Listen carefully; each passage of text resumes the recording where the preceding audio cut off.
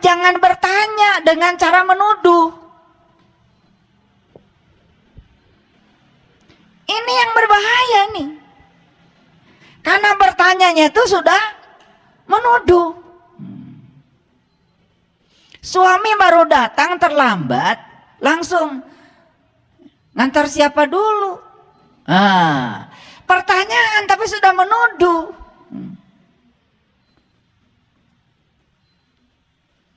Ini akan menimbulkan masalah.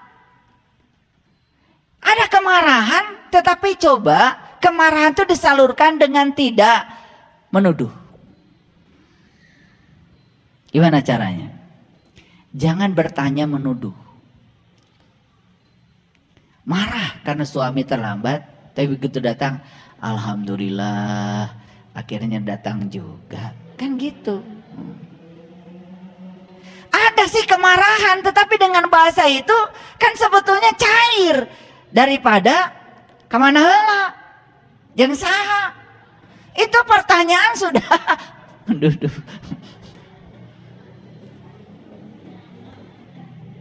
Apakah tersalurkan energi kemarahan itu? Tersalurkan. Karena kita mengkomunikasikannya dengan baik. Ini penting nih. Selanjutnya, hindari kata-kata tidak pernah atau selalu. Kamu itu kalau pulang ke rumah selalu terlambat, padahal baru 2 kali. Tapi kata selalu itu selalu dikatakan. Ini saya sampai kutip ya kata selalunya karena ini penting.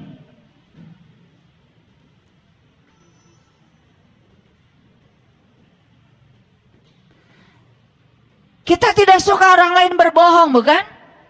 Ya.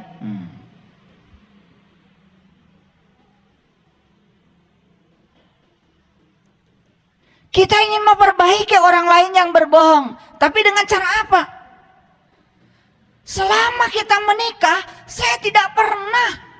Padahal sering banget. Selama saya menikah, perasaan saya tidak pernah usil. Padahal usil tiap hari. Itu kata-kata itu akan menimbulkan kekacauan. Pokoknya tidak pernah dan selalu hindari. Selama kita menikah, saya tidak pernah dinafkahi. Aduh, Arya tadahar unggal poe di mana? Itu menimbulkan kemarahan itulah, kata tidak pernah. Jadi tidak pernah dan selalu hindari. Ini peringatan. Boleh marah tetapi jangan menggunakan 2 kata itu. Tidak pernah dan selalu. Ini fakta-faktanya dulu. Belum dikasih solusi sama saya. Jangan mendikte seseorang apa yang harus dilakukan atau diucapkan. Kita sering mendikte orang lain supaya dia mengucapkan sesuatu yang kita senang dengan ucapannya. Jangan. Biarkan orang lain juga sama. Ingin berkata yang membebaskan dirinya. Nah itu. Biasanya kita nggak mau orang lain berbicara. Jangan bicara begitu. Nah udah mendikte. Nah, itu kan menimbulkan kemarahan. Jadi boleh marah tapi jangan mendikte. Bisa ya, bisa. Catat ini penting terutama yang suka marah.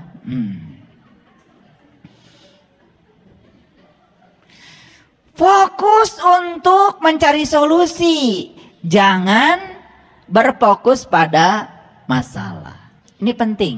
Karena biasanya kalau ada orang yang marah, dia berfokus pada kemarahannya. Contoh, anak kita baru dibelikan sepeda motor baru. Ternyata sepeda motornya itu dipakai ngebut. Kemudian jatuh. Nabrak tukang bakso. Baksonya berantakan, piringnya berantakan. Sampai mau jualan bakso nggak jadi karena baksonya tumpah. Kalau berfokus pada masalah, terus aja. Kenapa kamu itu melakukan itu? Kenapa kamu terus aja berfokus pada masalah? Boleh marah, tetap berfokus pada solusi. Gimana cara marahnya? Sudah, nggak apa-apa. Kamu sakit nggak? Sakit, puskesmas. Sepeda motor rusak? Rusak, bengkel. Tukang baksonya tumpah, baksonya? Tanya, berapa semuanya? Hitung-hitung dijajanin baksonya. Marah ini marah ya, tetapi menyelesaikan masalah. Mangkok 10 rusak, tanya ke pasar baru, sabaraha hijina, bayar. Ini marah nih, tapi berfokus pada solusi. Ini pengalaman kita semua. Kalau marah itu selalu mencari-cari kesalahan, lalu tidak ada ujungnya, betul nggak? Akibatnya tambah banyak masalahnya karena tidak berfokus pada solusi. Anak tidak seperti yang kita mau, ya sudah. Mau apa? Budak-budak orang terus dikemanakeun, singkahkeun, tambah masalah, betul nggak? Udah, eta teh budak orang. Kenapa anak kita begitu? Bawa-bawa itu potret dari kita. Sing sadar, da budak teh baheula mah kosong. Desian kurang kene, geus desian urang teu narima. Makanya kalau kita lihat anak, lihat aja dulu diri kita. Kalau saya begitu, bisa lihat anak, saya lihat saya aja. Gitu. Ya, awal-awal belajar itu pasti sulit. Betul nggak? Karena kita juga pengen anak seperti yang kita mau, betul? Tapi harus sadar, anak itu tamu agung yang datang ke semesta untuk menjadi dirinya sendiri, bukan menjadi ibu bapaknya.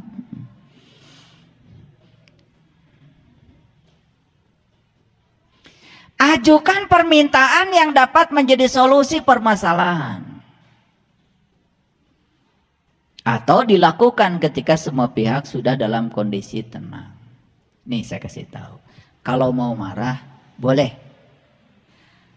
Tetapi cari kondisi di mana semua pihak sudah tenang. Jadi soal waktu aja. Kalau mau marah, jangan sekarang. Tunggu sebentar. Tunggu sampai situasinya tenang. Iya, itu kan bagus. Makanya nanti ada caranya. Nanti saya kasih caranya. Ada caranya loh, ada caranya. Ini belum. Nanti ada caranya. Sangat praktis, sangat praktis. Ada caranya. Jadi kalau kita mau marah, berhitung dulu sampai 10. Syukur-syukur sampai 100. Nanti ada caranya, saya kasih tahu. Ini keren kok, udah dibuktikan. Selipkan sedikit candaan.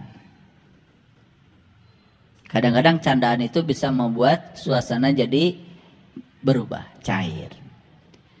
Jangan menyimpan dendam.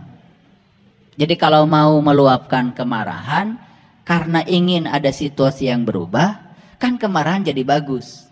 Asal tidak ada dendam. Karena kalau orang ingin meluapkan kemarahan karena dendam, tidak akan ada solusi. Karena dia akan terus ya dibakar oleh dendamnya sendiri. Kan di Quran tadi ada kata-kata begini. Kamu disebut orang bertakwa kalau bisa mengendalikan amarah. Tapi kumaha carana kan gak ada di Quran. Ini maksud saya. Kan sebetulnya di Quran itu bukan jangan marah. Bukan. Orang yang bertakwa itu adalah orang yang bisa mengendalikan amarah. Jadi boleh. Ngerti maksud saya? Wah, bahasanya lihat gak tadi? Orang bertakwa itu yang mengendalikan amarah. Bukan tidak boleh marah. Mengendalikan.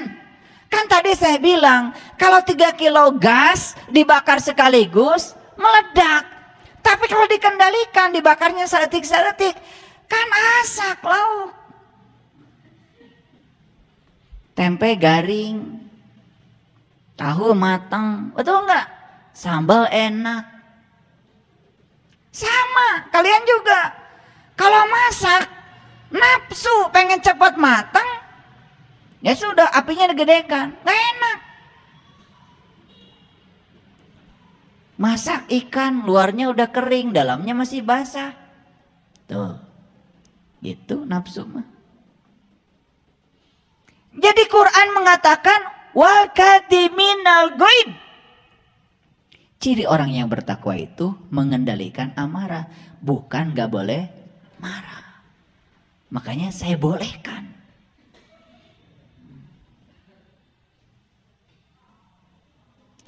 Yang terakhir adalah perbanyak aktivitas yang memicu relaksasi pikiran.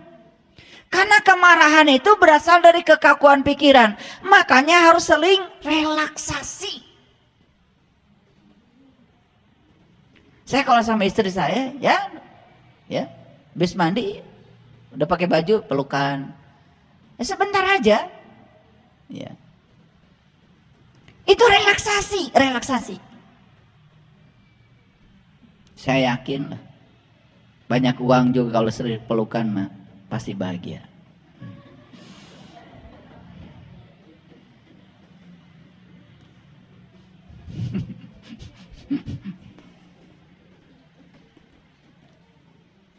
Udah tahu ya caranya? Ada berapa tadi? Nah, saya hanya membantu. Kan gini, kalau baca Quran kan global. Kan kata Quran, ciri orang yang bertakwa itu satu. Ya, dia itu suka membahagiakan orang lain dalam keadaan lapang maupun sempit. Nah, ini bukan topik kita hari ini. Yang kedua kata Quran, orang yang bertakwa itu adalah orang yang bisa mengendalikan amarah. Bukan tidak marah, boleh marah, tetapi terkendali. Gitu. Karena marah itu kalau dikendalikan bagus untuk pendidikan.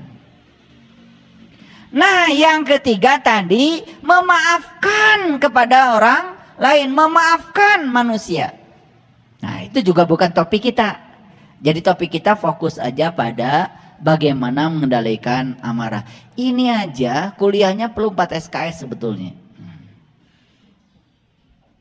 Nah, ini dibuat singkat dulu sama saya. Baik, kita lihat sekarang. Sekarang kita lihat efeknya dulu pada tubuh. Apa sih efeknya marah pada tubuh? Satu, marah itu ternyata mengkonsumsi energi lebih banyak. Boros. Ternyata marah itu nyedot energi. Makanya orang yang suka marah-marah gampang leles. Karena marah itu nyedot energi. Yang kedua, tekanan darah naik.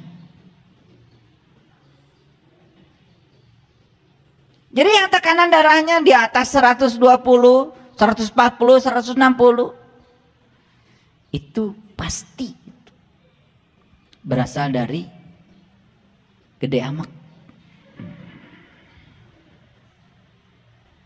Hormon adrenalin meningkat dengan drastis.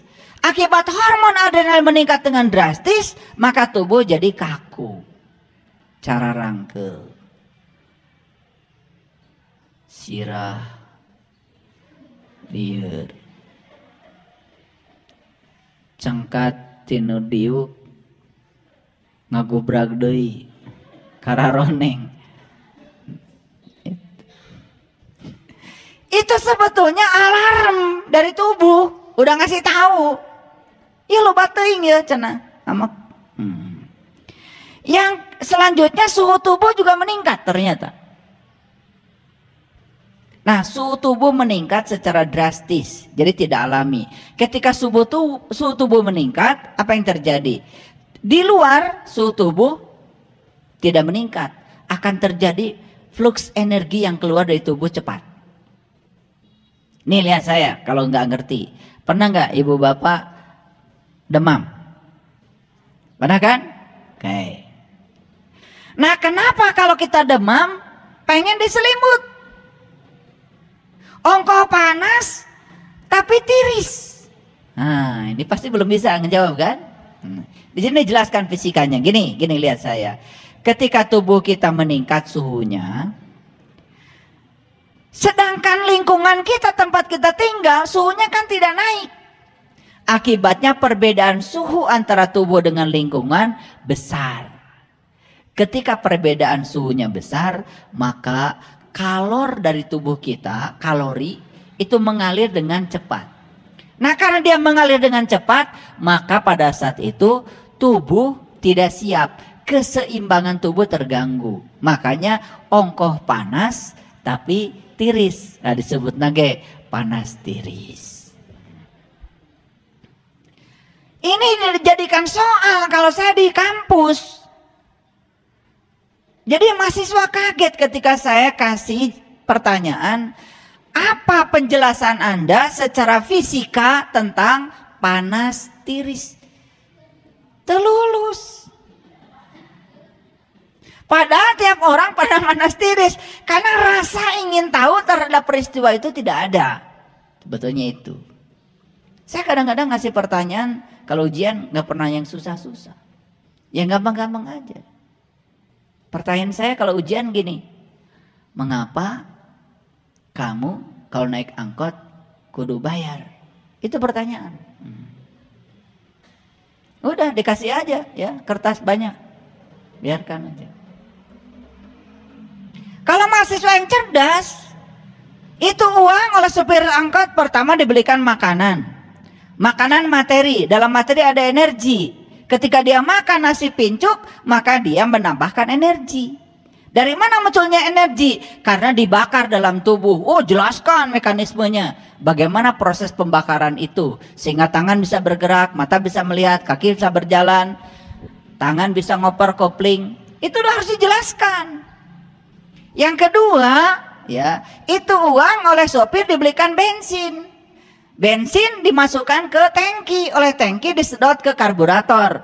Karburator dibuat menjadi gas, masuk ke ruang bakar, dikompresi, kemudian terjadi ledakan, muncul usaha sehingga ban berputar. Itu pertanyaannya, mengapa bayar angkot harus naik angkot harus bayar? Itu aja pertanyaannya. Jawabannya kan banyak. Keluarlah hukum-hukum fisika. Di situ masuk hukum termodinamika 1, masuk hukum termodinamika 2. Mengapa ban harus berputar terus? Karena apa? Ada siklus. Di situ ada proses isohorik, proses isotermik, proses isobarik, ada proses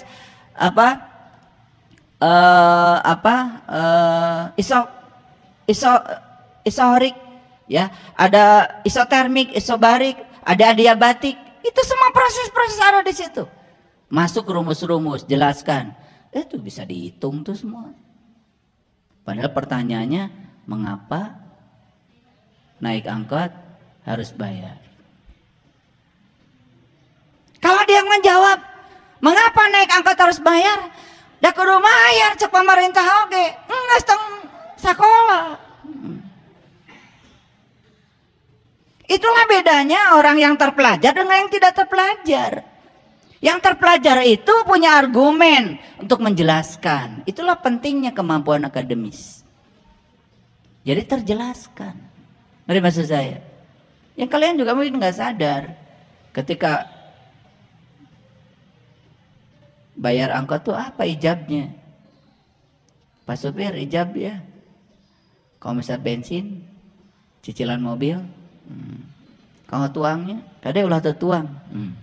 Kan kalau supir angkot nggak makan, gimana muter-muter setir? Sedangkan untuk muter ke setir itu perlu energi, betul nggak? Itu. Nah, dianggap lelucon pertanyaan ini, padahal ini pertanyaan mendasar, betul nggak?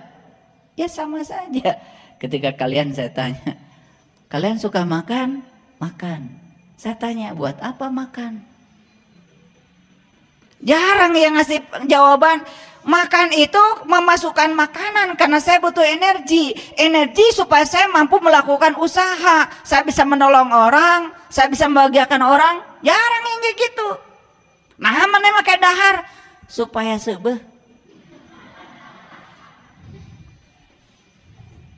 Jadi akhirnya makan itu supaya sebeh. Ya karena supaya sebeh niatnya, ya sudah. Apa yang terjadi? Loba penyakit. Dan niatnya juga supaya sebeh. Ini penting nih. Yang sederhana begini kadang-kadang tidak terjawab, betul nggak? Iya. Makanya kalau saya kan ngasih doa makan, ya. Ya Allah, menunggalkan rezeki dengan tubuhku sehat, kuat, sempurna. Untuk semua orang yang telah berjasa memberikan makanan kepadaku, aku doakan semoga mereka sejahtera lahir dan batin. Untuk seluruh daya sambung semesta, tanah, air, api, udara, bumi, matahari, dan seluruh bintang yang bekerja sama menghadirkan makanan ini. Terima kasih, terima kasih. Kan kita ingat jasa mereka. Coba perhatikan Bapak Ibu. Satu butir nasi itu nggak akan ada kalau nggak ada matahari. Dan matahari mau bisa cicing didinya kalau nggak ada bintang yang lain. Jadi kita tuh betapa besar utang budi kita untuk satu butir nasi saja. Utang budi kita tuh banyak sekali.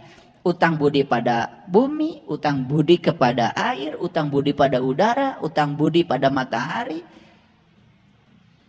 Sing ingat atuh.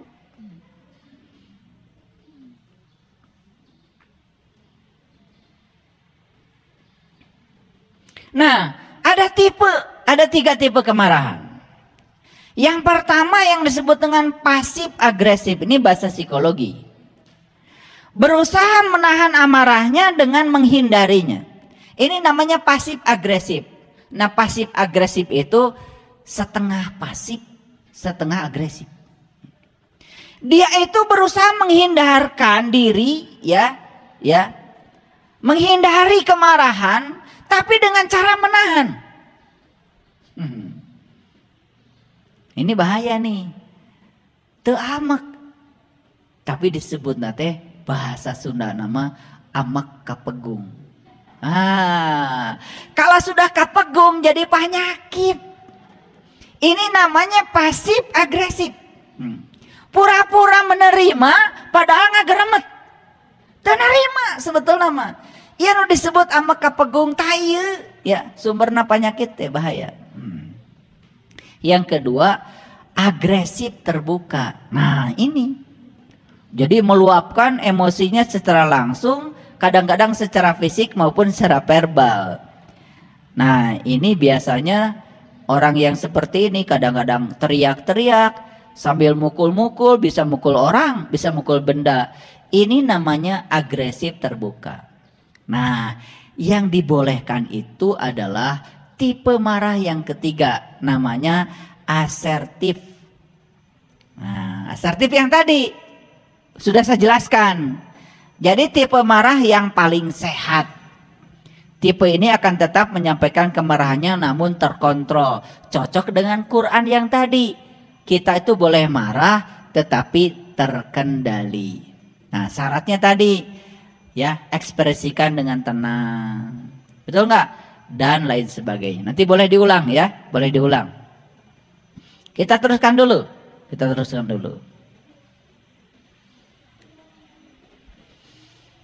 Nah, saya mau bicara lebih dalam lagi tentang kemarahan. Perhatikan kalimat ini, satu kalimat per kalimat. Kalau kita marah, pengen bicarakan? Betul? Pengen bertindakan? Nah, lihat saya semuanya. Sebelum bicara, sebelum bertindak, berhitung sampai 10.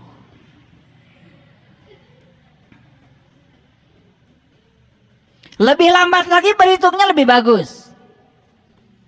Jika perlu, kalau ada orang mau marah, hitungin sama kita.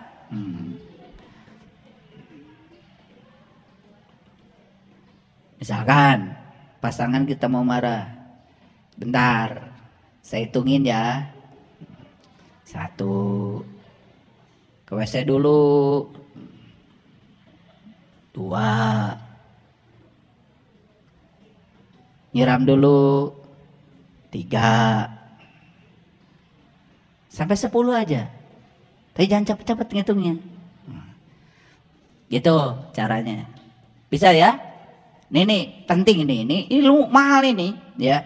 Kalau ada orang marah ya, kalau kita tidak ada orang, hitung sampai 10. Nah, jika sangat marah, marahnya sangat, hitungnya sampai 100.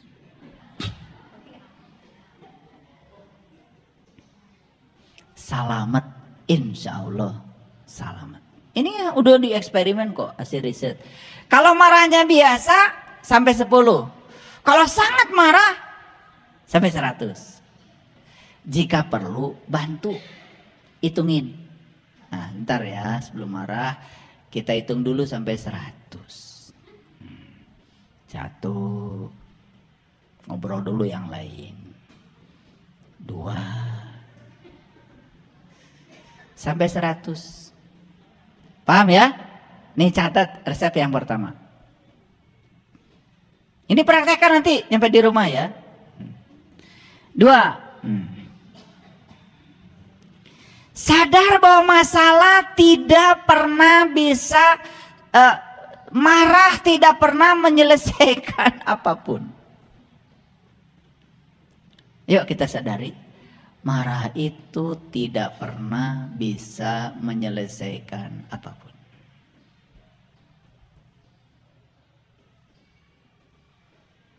Oleh karena itu maka kemarahan itu seperti badai yang muncul dari dasar kesadaran. Saat kita merasakannya datang, alihkan fokus kita ke nafas. Jadi ketika badai itu datang, alihkan fokus kita ke nafas. Itu sudah saya ajarkan. Itu namanya mindfulness. Tarik nafas yang dalam. Hitungannya 4. Tahan nafas hitungannya 7. Buang nafas hitungannya 9. Kalau bisa buang nafas lebih lama daripada tahan nafas, terjadi mindfulness. Itu energi itu akan berubah dari energi kemarahan menjadi cinta. Sekejap. Itu yang namanya mindfulness. Jadi di Quran itu tidak ada kan penjelasan. Yang penting kata Quran, kamu harus bisa mengendalikan amarah. Baru disebut orang yang bertakwa. Kan begitu. Jadi orang bertakwa sekarang tahu. Bukan orang yang tidak pernah marah. Tetapi marahnya tipe asertif. Malahnya tipe yang terkontrol. Boleh marah? Boleh. Boleh. Ya, asertif. Jangan pasif agresif, jangan juga agresif terbuka, tetapi asertif, terkontrol. Kemarahan adalah emosi yang terbuang. Dan jangan suka buang-buang emosi.